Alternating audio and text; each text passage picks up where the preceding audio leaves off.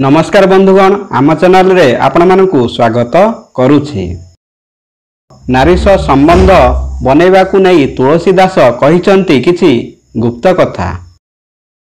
भिडियोटी आरंभ करिबा पूर्व आपण मानकु मोर अनुरोध भिडियो को गोटिए लाइक एवं आम चैनल को सब्सक्राइब करंतु। चलंतु जानिबा तुलसीदास नारीश संबंध बनैबा उपरे कहिचंती किछि गुप्त एवं ज्ञानवर्धक कथा।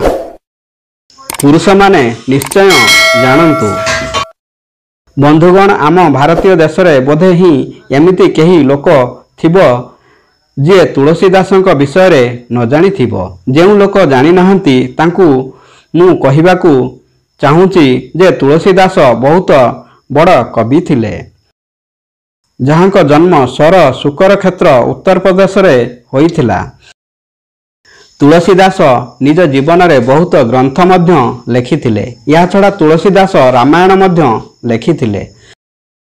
तुलसीदास दोहा माध्यम रे मनुष्य जीवन विषय किछि कहिछंती, जहा आज मु आपनकु कहिबाकु जाउछि।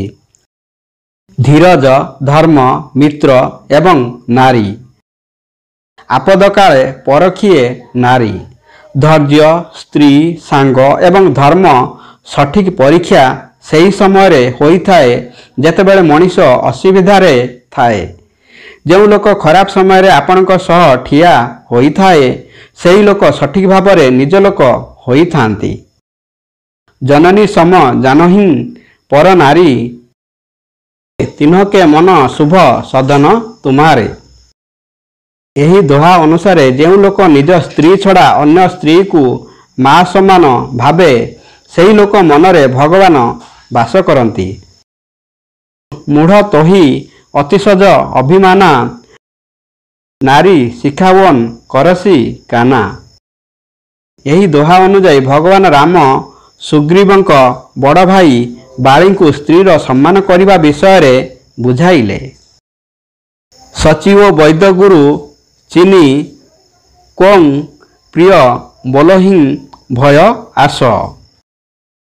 राजधर्म तन तिनी कर होई बेगिहीन नाश।